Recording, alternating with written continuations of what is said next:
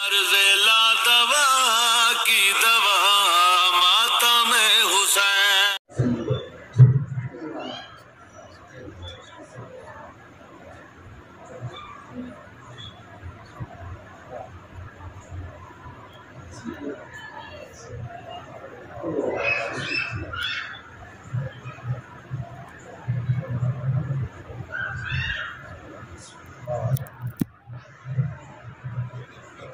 बाबा के बुलंद सलवात।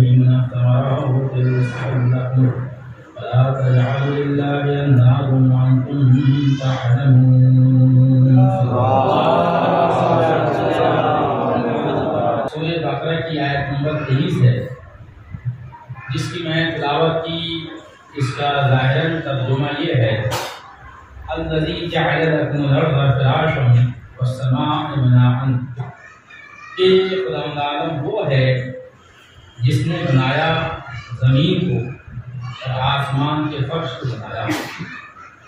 वअंज़ला मिनस्समाअ माअन, और उस खुदावंद आलम ने नाज़िल किया आसमान से पानी को। फ़अख़रज बिही मिन समराति रिज़्क़न लकुम, और खुदावंद आलम ने तुम्हारे लिए समरात फलों की शक्ल में तुम्हारे लिए रिज़्क़ जो है पैदा किया। फ़ला तजअलू लिल्लाहि अंदादन, अगर तुम इस चीज़ को जानते हो, वइज़ा अंतुम तअलमून, कि जो उसने तुम्हारे लिए करार दिया है अगर तुम इसे जानते। मैंने इस आयत करीमा को इसलिए तिलावत करार दिया है क्योंकि इसकी तशरीह में चौथे इमाम इमामिया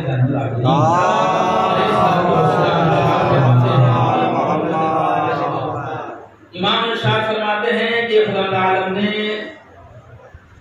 इस जमीन पर को ना तो ज्यादा हरारत यानी गर्मी बख्शी।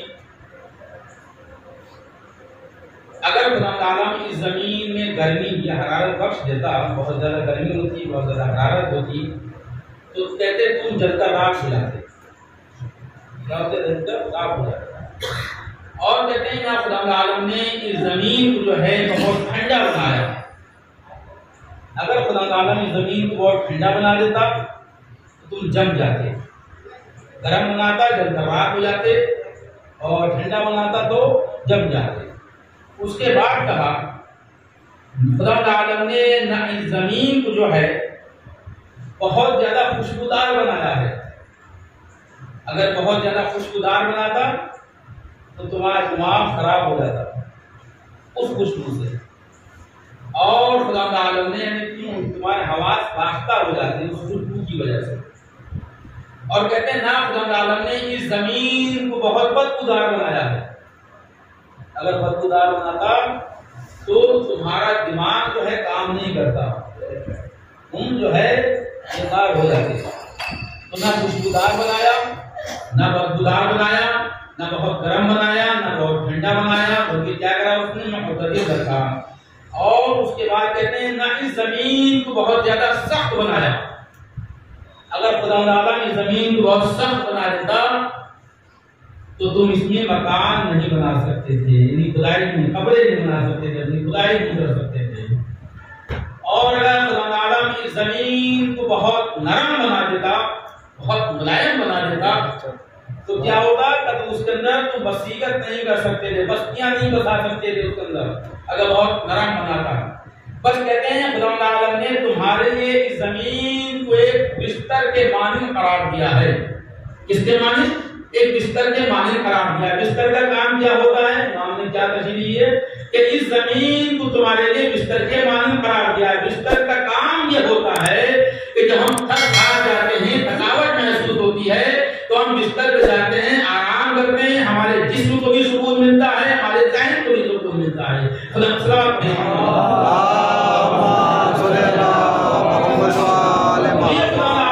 हमारे लिए कितनी नेमत है।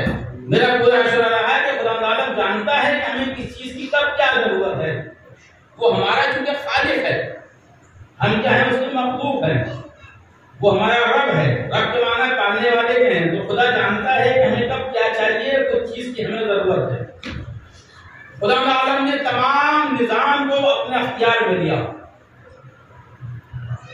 और खुदा आलम ने हमारे लिए किसी को मजबूर नहीं करा कि कोई हमें रिस्क पहुंचाए तो हम खाएंगे और रिस्क ना पहुंचाए तो हम भूखे बैठे रहेंगे। बल्कि निजाम क्या करा खुदा ने? अपने अख्तियार में रखा। खुदा खुद फरमा रहा है जनाबे सुलेमान से कि अगर मैं बंदों का रिस्क मखलूक के हाथ में कर देता तो 2 दिन 4 दिन बाद जो है मेरी मखलूक को जो है, मेरी खिलकत को जो है, बंदे वो फना कर देते, निस्तो नाबूद कर देते। सलवात पढ़ें।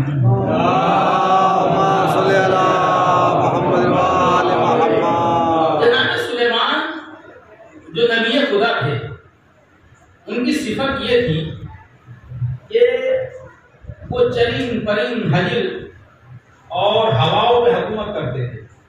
वाकई बोलकर उन्हें सबकी जबान आती थी, उन्हें पत्थरों की जबान नहीं आती थी, पत्थर भी बोलते थे। चरित परी की बातें में मिसाल पेश की। तो वो जनाब सुलेमान को सब चीजों की जबान आती थी और सब पे हुकूमत करते, हवा पर उनकी हुकूमत। उनका तख्त चलता था तो हवा को हुक्म देते थे चल नहीं चला, जैसे आपका प्लान होता है। जब ये तमाम हुकूमत उसको मिल गई तो जनाब सुलेमान ने कहा, मेरे माबूद, मैं तेरा शुक्र अदा करना चाहता हूँ। तुमने मुझे इतनी बड़ी हुकूमत दे दी जो किसी को ना दी। हवा पर मेरी हुकूमत है, चरित पर मेरी हुकूमत है, जिन्नात के ऊपर मेरी, जिन्नात तक तो उनकी हुकूमत है, मलक पे मेरी हुकूमत है, जिन्नातों को हुक्म दूं जो काम ना हो सकता जो हूँ सेकंडों में कर देते हैं। तो मैं तेरा शुक्र अदा करना चाहता हूँ मेरे माबूद। तो खुदा की आवाज आई, ए जनाब सुलेमान, तो हमारे नबी खुदा क्या शुक्र अदा करना चाहते हो? तो मैं चाहता हूं कि तेरा शुक्र अदा करूं, उस शुक्र के बदले में तेरी मखलूक को खाना खिलाऊं। जो तेरी मखलूक है उसे खाना, एक दिन की दावत मैं कर दूं अपनी तरफ से तेरी मखलूक की। तो अल्लाह ने कहा ये तुम्हारी बस की बात नहीं है कि तुम एक दिन की, एक वक्त की, एक दिन पूरे दिन की एक वक्त की दावत कि तुम मेरी मखलूक की पूरी कर सको। करनी फिर भी मैं कोशिश करना चाहता हूँ कि मैं दावत करूँ तेरी मखलूक की, एक दिन की, एक वक्त की दावत करूँ। मैं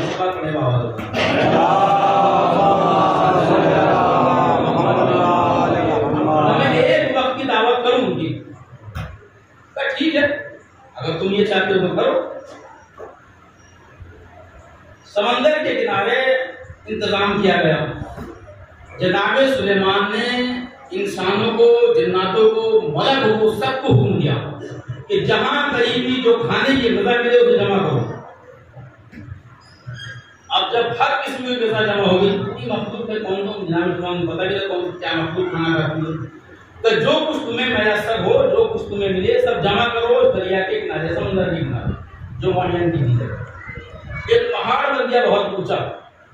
हवा को हुक्म दिया कि जा सबसे कह दे कि नबी खुदा सुलेमान की तरफ से एक वक्त का खाना है तुम्हारा सबका, कि जहां जहां तेरा गुजर हो वहां वहां सबको दावत दे दे। अब हवा जहां से गुजरती वहां से कहती चलिए कि तुम्हारी दावत है नबी खुदा ने की, तुम्हारी दावत नबी खुदा ने करी। अब महीनों 6 महीने साल भर तक उन्होंने इंतजाम करा उस खाने का जमा करने का, जो गुजा जमा हो गई थी उस किसके लिए, एक दिन के लिए, घंटे के लिए। जब खाने का वक्त आया, दोपहर का वक्त हुआ जब, तो अब जैसे 12 बज गए, 1 बजे का वक्त था खाने का, सबको वक्त दिया होता है, जैसे आप लोग वक्त देते हैं, जो 1 बजे सबका खाना शुरू हो जाएगा।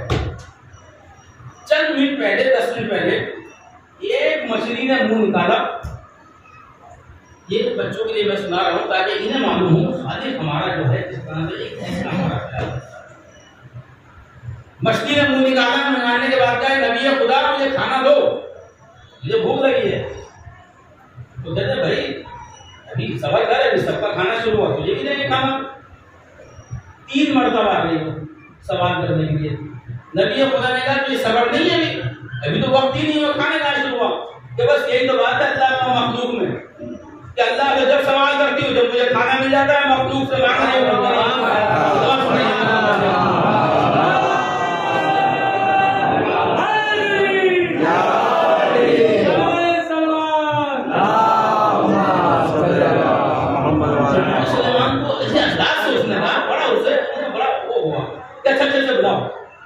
जिन्नात को मुझे सब लाओ फौरन।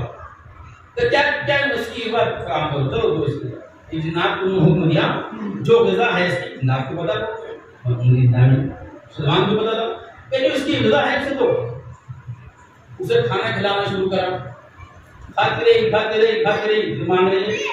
जिन्नात ने आगे कहा, नबी खुदा जितना हमने जमा किया था ना इन जैसी मखलूक के लिए खाना, ये तो यानी कि समझ लो 80% खा गई है और 20% बचा है, एक ही है। तो उससे हर एक बात होगा, तो इतना खाना खा ले, कितनी और भूख है तुझे? कहते नबी खुदा खुदावंद आलम मालिक जो है मुझे रोज 2.5 लुक़्मे देता है, 2.5 लुक़्मे, कि मुझे रोज 2.5 लुक़्मे देता है, कि आपने 1 लुक़्मा मुझे नहीं खिलाया है।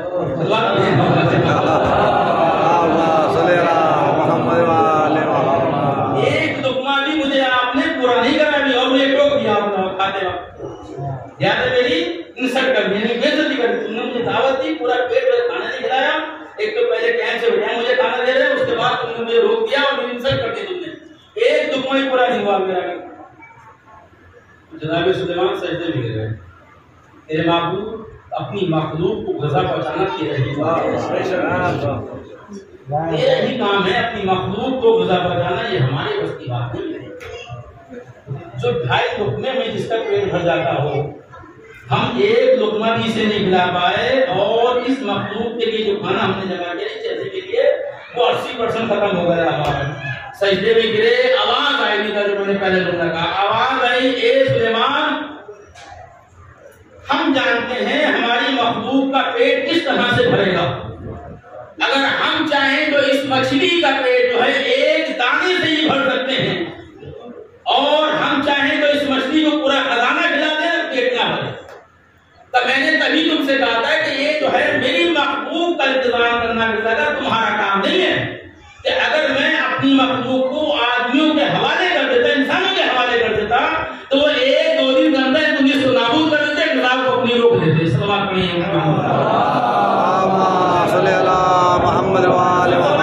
क्या है कि खुदा ने हमें अपना मोहताज रखा है, हमें मखलूक का मोहताज नहीं रखा।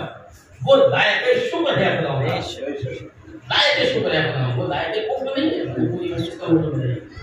जो लायक कुफ्र है वो शुक्र है, लायक कुफ्र, लायक सजदा है, लायक सरकशी नहीं है वो। तो उसने हमें किसी के हवाले नहीं करा, उसने फकड़ रखा मोहताज, किसका अपना मोहताज। अच्छा, ये जो निजाम है, एक से एक मखलूक उसकी पड़ी हुई है, एक से एक मखलूक के अंदर ऐसी भी मखलूक है जो कुछ ने जो है हमारे लिए उसने फायदे के लिए पैदा की है, और कुछ को ऐसा है कि उसने हमारे लिए इबादत के लिए पैदा की है।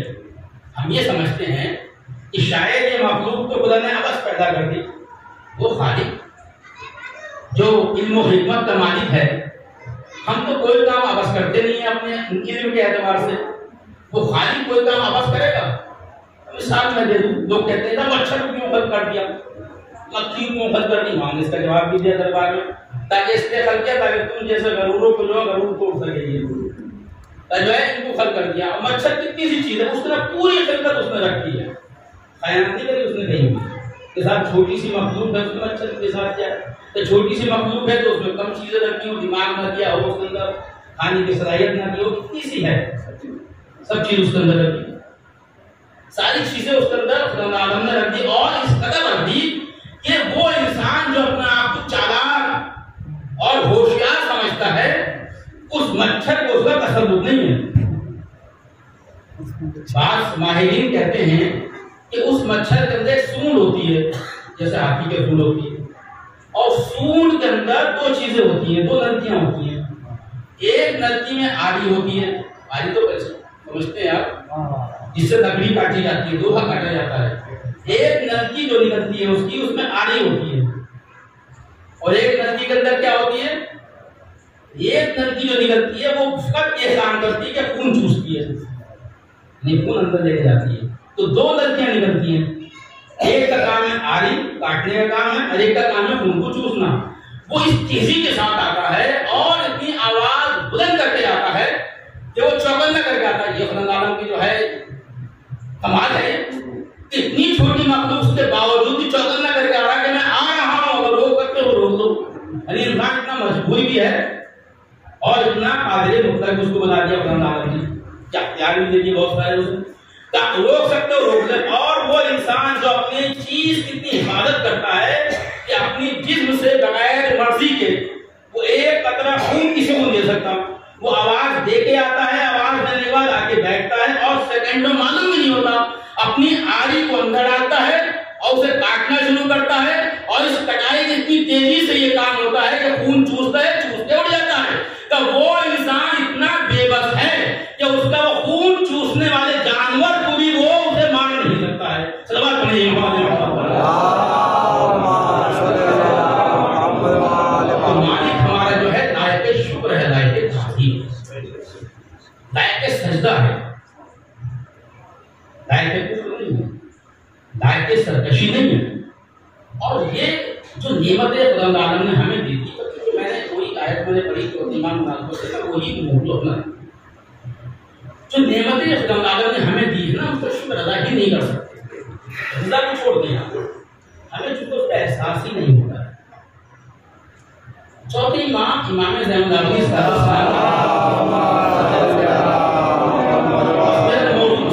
रहेंगे, उसकी मेरी मर्जी से खत्म हो जाएगी, मैं मौजूद नहीं है।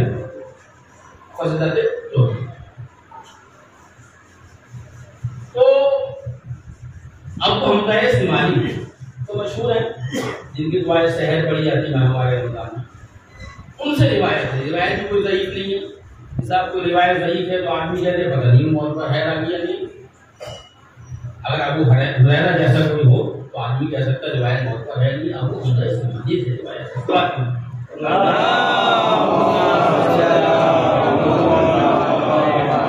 वो बयान करते हैं कि अब्दुल्ला इब्न उमर,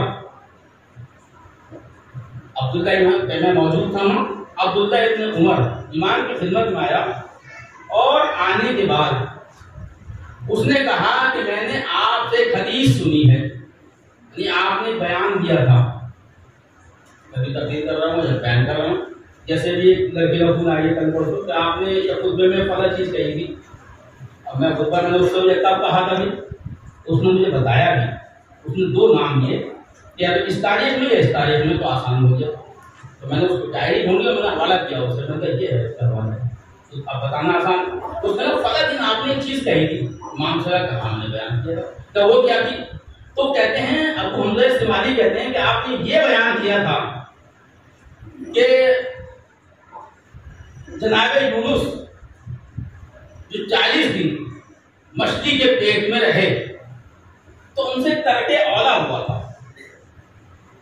वो तरके औला ये था कि उन्होंने मेरे जद की विलायत को कबूल करने में जरा शीशोपन से काम लिया, हल्के में लिया थोड़ा सा। लिहाजा ये आपने बयान करा है तो इमाम ने कहा तो मैं इसकी दलील चाहता हूं, अगर आप सच्चे हैं, और साथ ये भी कह रहा अगर आप सच्चे हैं तो मुझे इसकी दलील चाहिए। अब दलील किस शक्ल में चाहिए उसे? दलील इस शक्ल में नहीं इमाम ने बयान किया था। कौल तो अगर दलील मानता हो तो कौल को मान लेता, तो कौन क्या उसे प्रैक्टिकल चाहिए, यानी कि मुशाहिदा चाहिए। तो अगर आप सच्चे हैं तो मुझे इसकी दलील चाहिए। सवाल क्या है? जनाब यूनुस के जमाने का सवाल है, मछली ने पेट में रखा है, मछली की उम्र कितनी होती है? अब इमाम या तो जनाब यूनुस को हाजिर करें, दलील सही बनेगी। जैसे हजरत असवद के पास है, जब लोगों ने कहा कि आप इमाम हो या मोहम्मद हसन के इमाम है, तो हजरत असवद के पास है, हजरत असवद से कहा कि अगर मैं इमाम हूं तो मेरी इमामत की गवाही दो। तो मुशाहिदा पेश कराया, हजरत असवद ने गवाही दी कि ये मोहम्मद हनफिया आप और मेरे और पूरी कायनात के जो इमाम वक्त हैं और वली खुदा हैं इस वक्त।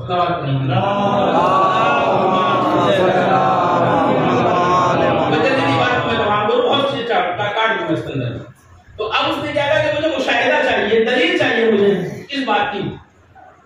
मछली की उम्र होती कितनी सी है? सुबह को, सुबह से शाम तक की उम्र था, ज्यादा उम्र कहाँ होती? जिन्नात को नहीं है कोई, वो जिन्नात की जो है 1000 1000 20 कितने सालों की होती, उनकी लिमिट ही नहीं उम्र की। एक बार इमाम ने देखा, उसने कहा तुम सच्चे हो तुम दलील दो। इमाम ने उसको देखा, देखने के बाद कहा अच्छा तुम आंखें अपनी बंद करो, मैं भी आंखें अपनी बंद करता हूँ। कमाल है इमाम, ये है इमाम जो दलील और मुद्दा दोनों अपने पास करता है। तुम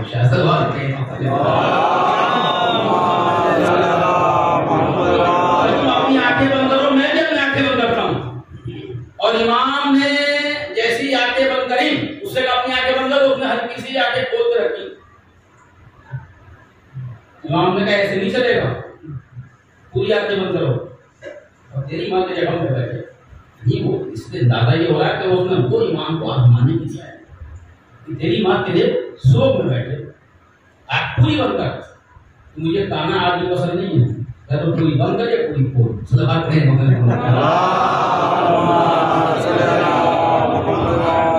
और चंद सेकंडों के बाद इमाम ने कहा खोल आंखें अपनी, और मैं भी अपनी आंख खोलता हूँ। उसने आंख खोली, इमाम ने भी आंख खोली। तो कहता है कि मैंने देखा कि एक समंदर है बहुत बड़ा, और इमाम वहां जाके खड़े हुए, मौजें मारता हुआ समंदर, और मुझे डर और खौफ पैदा हुआ कि मैं कहीं इस समंदर में डूब न जाऊं। इतनी शोरों की आवाज और इतना जो है पानी बह रहा है और मौजें मार रहा है उधर को, कि मैं कहीं जो है इसमें बह न जाऊं। मुझे डर पैदा। मैंने इमाम का हाथ पकड़ा और मैंने इमाम से कहा कि हमारे बुजुर्ग से मैंने सुना है कि जब कभी भी हमारे ऊपर कोई परेशानी लाहक हुई है तो आपके अजदाद ने ही हमें बचाया है। और इस वक्त मुझे डर और खौफ पैदा हो रहा है, कहीं मैं इसकी दहशत से मेरा इंतकाल ना हो जाए, मैं मर ना जाऊं, मुझे बचा लो आप। तो पलट के कहते हैं कि हमारे अजदाद ने हाँ सही है, तुम जैसों की मदद की है और आज तू भी यही मांग रहा है। तो मैं भी यही कहता हूं कि जब अली का वक्त आया तो क्या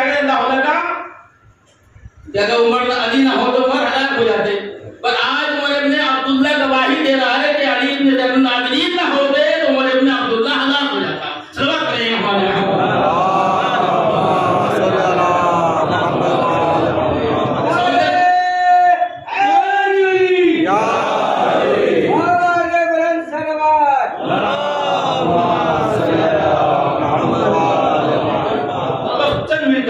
समंदर के पास खड़े हुए, खड़े होने के बाद इमाम ने कहा कि तू मरेगा नहीं, तू यहाँ से दलील लेके जाएगा उससे, और तेरी हयात है तो उस दलील को जाके बयान भी करेगा लोगों से, जब तक ये खुदा ने तुझे मोहलत दी है, मरेगा नहीं।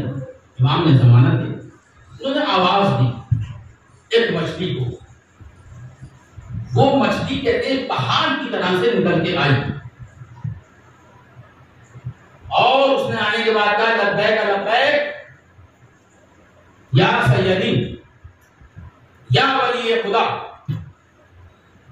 एक मर्तबा इमाम ने कहा कि क्या कहा हम लब्बैक लब्बैक या सैयदी या वली खुदा। लेकिन लब्बैक हम कब कहते हैं? जब हज पे करने जाते हैं ना, हज करने जब हाजी जाता है तो हाजी अपने आप को लब्बैक कह के हज से निस्बत देता है। इसका मतलब यह हुआ कि हज का तवाफ करने को गया तो अपने आप को निस्बत देता है। मछली क्या गई लब्बैक लब्बैक या सैयदी या वली खुदा, यानी जो है तलबी पढ़ रही है, तलबी पढ़ के गोया वो इमाम के हज के इमाम का तवाफ कर रही है। क्यों न करे, वो जो हज करने जाते हैं वो फुरूए दीन है, जो है सामने खड़ा है वो उसूल दीन है। सलवात पढ़े है,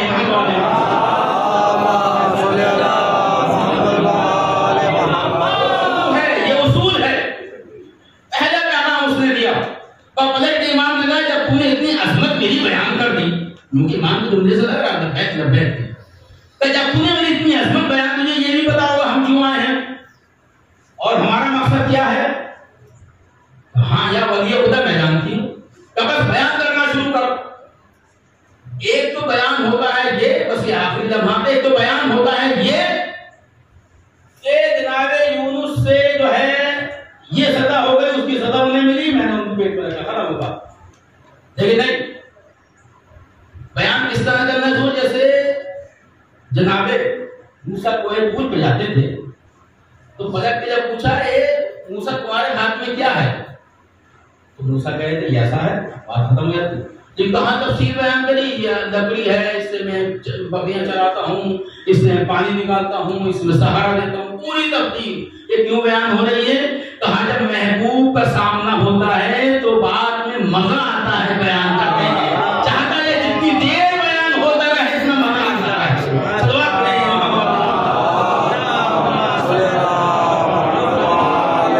हम मस्ती ने जनाबे यूनुस से शुरू नहीं करा, बोले कहां से शुरू कर रहे हैं कि जनाबे आदम से लेके खाकम तक खुदा आदम ने आज पे जद की विलायत को पेश किया और 11 इमामों की विलायत को पेश करा। जिसने आग के जद की विलायत को और 11 इमामों की विलायत को फौरन कबूल कर लिया, फौरन कबूल कर लिया, बगैर सेकंड लगाए, उधर पैगाम आया उधर बैठ, तो जिसने कबूल कर लिया वो निजात पा गया, और जिसने जरा सा भी शिशुपंच करा सोचा एक सेकंड लम्हे के लिए भी, बस खुदा आलम ने उसे इम्तिहानात की मंजिल में डाल दिया। और इम्तिहानात की मंजिल में कैसे डाला, तो जनाबे आदम को जनाबे नूह को उसने वाक्य बयान करा पूरा, मैं कहा बहुत छोटी मैंने, जनाबे आदम को जनाबे नूह का सफीना, जनाबे इब्राहिम को का सब कुछ जो है इम्तिहानात में डाला, क्योंकि वो उनसे गुनाह नहीं हुआ था, वो उनसे तरके औला हुआ था।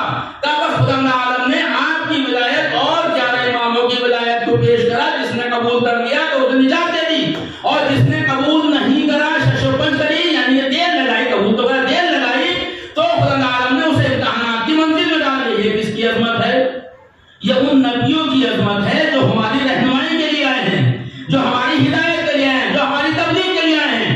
का उनकी तो अजमत ये है कि अगर शशोपन ज़्यादा करें तो खुदा ने इम्तिहानात में डाल दें। हम तो उनसे बहुत ज्यादा गुनहगार हैं। अगर हम विलायत अली और 11 इमामों की विलायत को कबूल करने में शशोपन करें तो खुदा हमारा क्या हाल करेगा। सबक पढ़े मोहम्मद वाले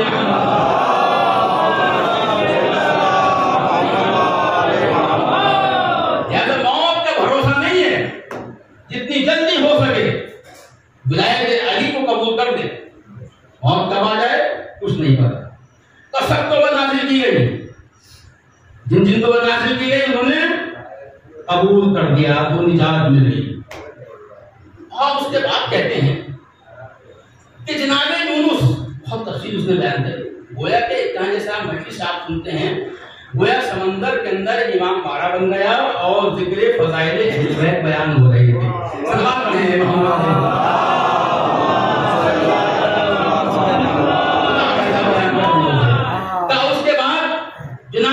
उसके बाद यूनुस का दौर आया। अब सैयद नहीं कहीं उसको जनाब यूनुस का दौर आया। जब जनाब यूनुस का दौर आया तो उनके ऊपर विलायत को नाज़िल किया गया। जब विलायत नाज़िल करा तो वो जरा शशोपन में आ गए, और आने के बाद जब उन्होंने थोड़ा सा तहम्मुल करा विलायत कबूल करने, तो खुदा आलम ने उन्हें 3 अंधेरों में डाल दिया। 3 अंधेरों में डाल दिया खुदा आलम। का वो तहम्मुल क्या था? कोई गुनाह था? नहीं। तो जैसी विलायत नाज़िल की गई आपके जत्ती और आप 11 इमामों की, तो उन्होंने पलट के जनाब यूनुस ने यह जवाब दिया कि मैं कैसे उनकी विलायत को कबूल करूं जिनको मैंने देखा भी नहीं है। ये सवाल का जवाब दिया कि जिनको मैंने देखा भी नहीं है, मैं उनके अभी अजमत से वाकिफ नहीं हूं, जिनको देखा नहीं उनके अजमत से वाकिफ नहीं, कि फकत इतना सा कहा तो खुदा आलम के नजदीक करके औला हो गया। उन्होंने मुझे हुक्म दिया कि जा साहिब जा और यूनुस को अपने शिकम में लेकर जो है दरिया की गहराई में चली जा। सल्लल्लाहु अलैहि वसल्लम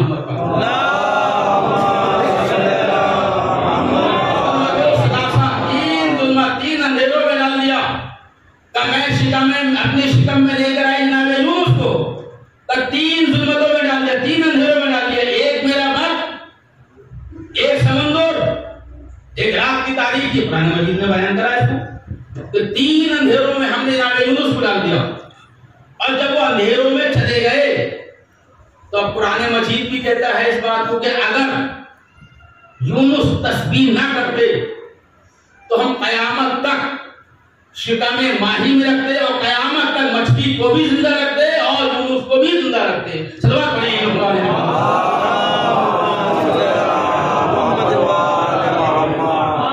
तस्बीह पढ़ने ला इलाहा इल्लल्लाह सुभानक इन्नी कुन्तु मिनज़ ज़ालिमीन।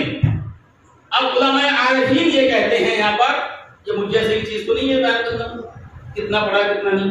उलमाए आरिफीन जो आमिल लोग हैं और आरिफीन में से हैं, जैसे बैठक वगैरह सब, तो वो ये कहते हैं कि जनाब यूनुस ने कम अज कम रोज की 1000 मरतबा तस्बीह पढ़ी होगी, ला इलाहा इल्लल्लाह सुभानक इन्नी कुन्तु मिनज़ ज़ालिमीन, कि रोज की 1000 मरतबा पढ़ी होगी। कितने दिन पढ़ी? 40 दिन तक। 40 दिन तक तस्बीह पढ़ी तो कितने हो गए कम से कम? अगर उनके हिसाब से हो, तस्बीह वहां तो थी नहीं मौजूद, ये गिनती मिल भी नहीं रही है, तो अगर उनके हिसाब से हो तो कितनी 40,000 मरतबा जनाब यूनुस ने तस्बीह पढ़ी, ला इलाहा इल्लल्लाह सुभानक इन्नी कुन्तु मिनज़ ज़ालिमीन, यानी 40 दिन का अमल करा और 1000 मरतबा डेली पढ़ी। जब 40 दिन तक पढ़ी, 1000 मरतबा डेली पढ़ी, तो अब उन्हें ख्याल आया इस बात का, यानी अब खुदा ने उनको मुतवज्जह करा कि अब उनको ख्याल ये पैदा हो कहीं ये सजा मुझे इस चीज की तो नहीं मिल रही है कि मैंने विलायत अली और 11 इमामों की विलायत को कबूल करने में तहम्मुल से काम लिया था।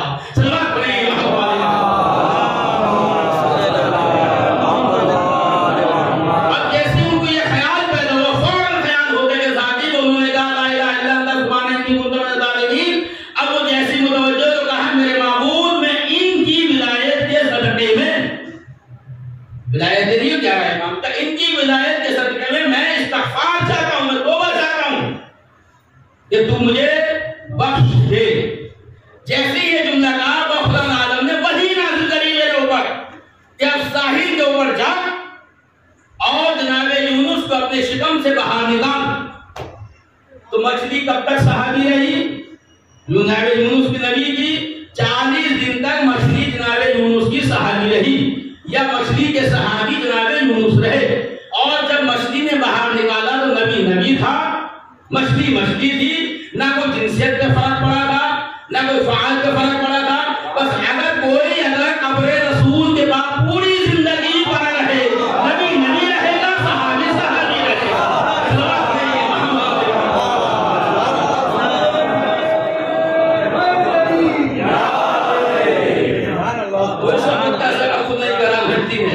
सहाबी हो गई ना,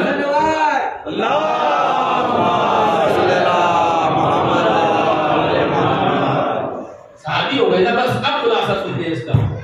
जब ये कहा, जब तमाम चीजें बयान कर दी, तो अब इमाम ने मछली की तरफ देखा, गोया इजाजत देना चाहते हैं शायद, वो समझ गई बात गई।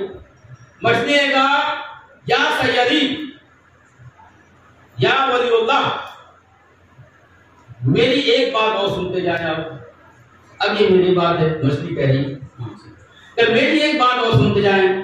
जनाब यूनुस ने तो तब विलायत कबूल करी जब वो ये तरके औला उनसे हो गया, उन्होंने सारा नबूवत दी, उन्हें मालूम हुआ कि मतलब मुझसे कुछ तरके औला हो गया है कि ए वलीउल्लाह, मैं तो आपके जद की और आपकी विलायत की और बाकी इमामों की विलायत की उस वक्त से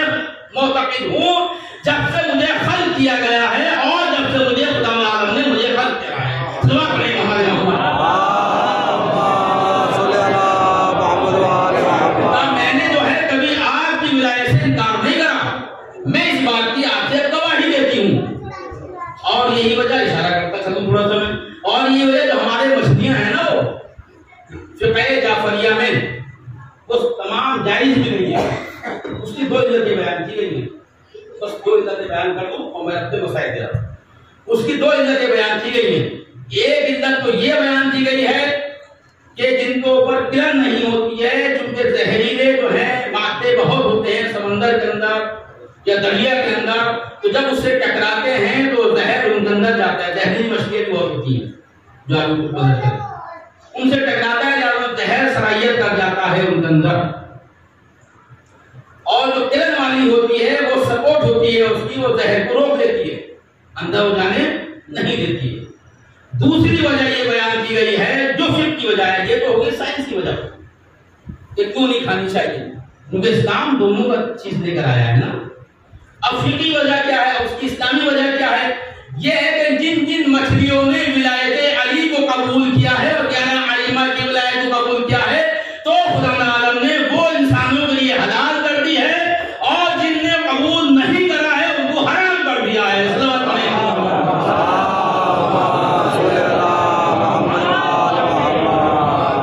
ये तो उसने गवाही दी। उसके बाद इमाम ने कहा जब तेरा काम खत्म हो गया और अब्दुल्ला इब्न उमर से कहा हमारे भी काम खत्म, तो दलील मिल गई। इन वाक़यात में आपने ये देखा कि ये नहीं पता, आगे नहीं रह होती कि वो मछली जो है मुर्दा थी, अपने हुक्म से इमाम ने दोबारा जिंदा करा, या उसको इतनी हयात मिली हुई थी कि इमाम ने उसे आवाज दी और वो आ गई। सलाम करें।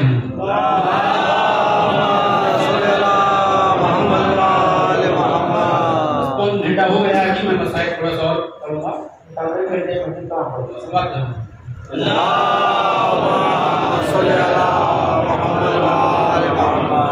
आज इसका हम मौन मनाने के लिए बैठे हैं,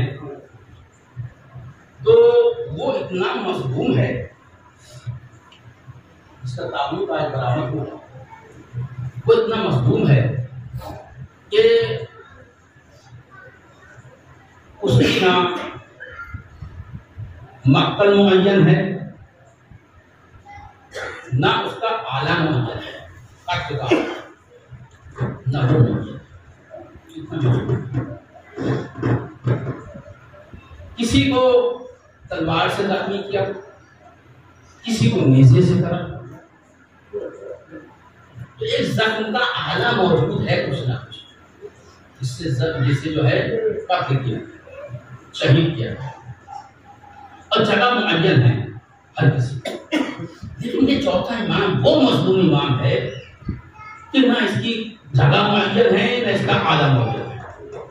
अगर आप रोजे आशूर से देखें तो इतना मजलूम है ये इमाम, इतना मजलूम है ये इमाम कि जब रोजे आशूर नमूदार हुई और शामे गरीबा का जैसे ऐलान हुआ, तो आप किस चीज के मसाइल इमाम शुरू करेंगे। जैसी शामे गरीबा नमूदार हुई ना, बस सदाए बुलंद होनी शुरू हुई। लूटो तबरुकात हसन और हुसैन को कैदी बना के ले चलो आले रसूल।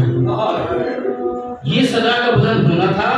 इन सदाओं के बुलंद होने के बाद अश्कियां चले, और जब अश्कियां चले हैं ना, तो इमाम नींद के होशी आलम में बिस्तर को लेके हुए थे। शिब्र गया, शिब्र ले जाके बिस्तर को खींचा और हुज्जत खुदा मुंह के बाद जमीन पे गिर गया। मजलूमियत है। उस वक्त हमीद इब्न मुस्लिम कहता है कि मैंने देखा है कि जैसी शामिया करीबा नमूदार हुई, एक बीबी एक खेमे से दूसरे खेमे में जाती है और दूसरे से तीसरे में जाती है। मैंने पलट के बीवी से पूछा है बीबी तुम्हारी कोई कीमती चीज रह गई है खेमे के अंदर, तो तुम बार बार जाती हो बार बार आती हो? कहा मेरी कीमती कोई चीज नहीं, हाँ एक सैयद सज्जाद इमाम वक्त है, वो मेरा बेटा उसमें रह गया। पर मैंने देखा वो बीबी उस जलते हुए खेमे में गई, आग के शोले भड़क रहे थे और वो बीबी तेजी के साथ है, उसका जुमला है बड़ रफ्तारी के साथ गई और बड़ रफ्तारी के साथ वापस आई। लेकिन जब गई थी तो उसकी कमर सीधी थी, लेकिन जब खेमे से वापस आ रही थी तो उसकी कमर झुकी हुई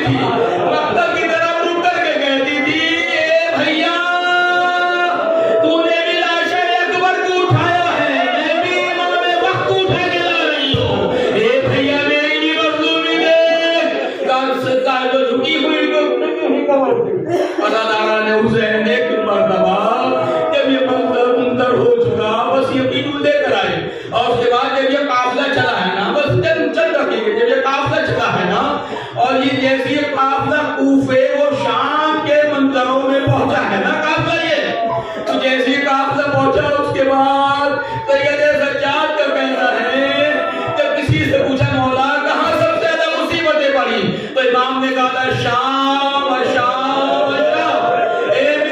सबसे ज्यादा मुसीबतें शाम में पड़ी। रावी बयान करता है कूफा, वो शाम के मंजर का एक वाकया बयान करता है कि शाम में जब ये काफिला जा रहा था तो किसके पास कुछ नहीं था, अरे वो छतों से आग को बरसाता था, आग को फेंकता था,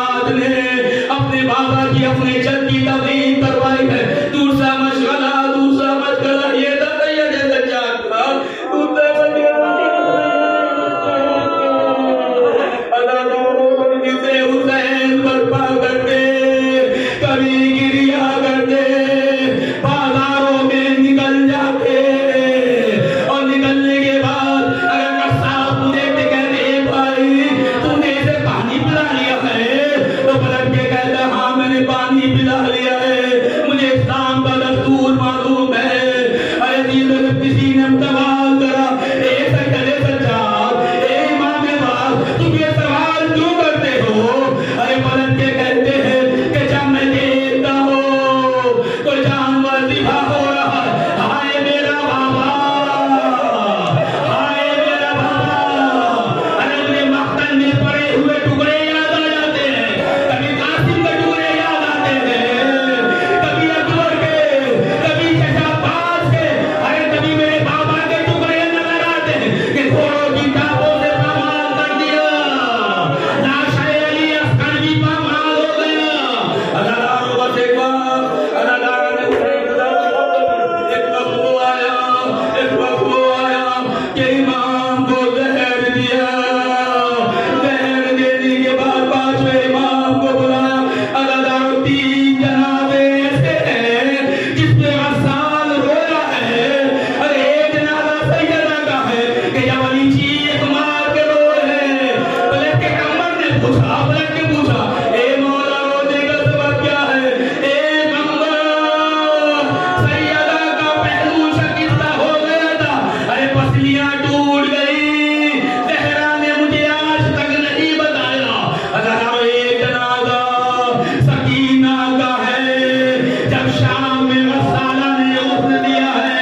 पलट के आगे पूछा है, ए इमाम वाह, ए सैयद सज्जाद, ए असीर शाम, ये बता तेरी बहन को क्या बीमारी थी? कैसे बहन कोई बीमारी नहीं थी, जब मैंने इसका कुर्ता उतारा है तो जिस्म पे तीर के निशान, तातियातों के निशान पड़े थे। अल्लाह एक जनाजा सैयद सज्जाद का है कि जब इमाम ने गुस्ल दिया, पांचवें इमाम ने अरे चीख मारी, पलट के पूछा, मौला रोने का सबब क्या है? क्या है मेरा बाबा? अरे पूरी जिंदगी कमर का निशान, गले का दांव का निशान, अरे जख्म बाकी रहा, मेरे बाबा ने कैसे बर्दाश्त करा?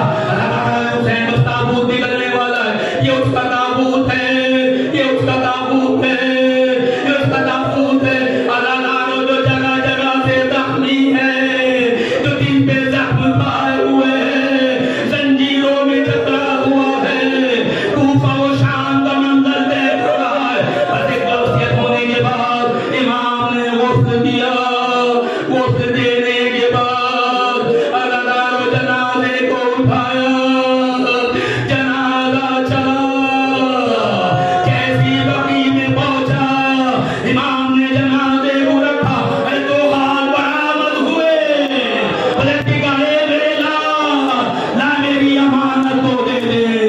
पांचवें इमाम ने कहे बाबा, मेरा बाबा जख्मी है,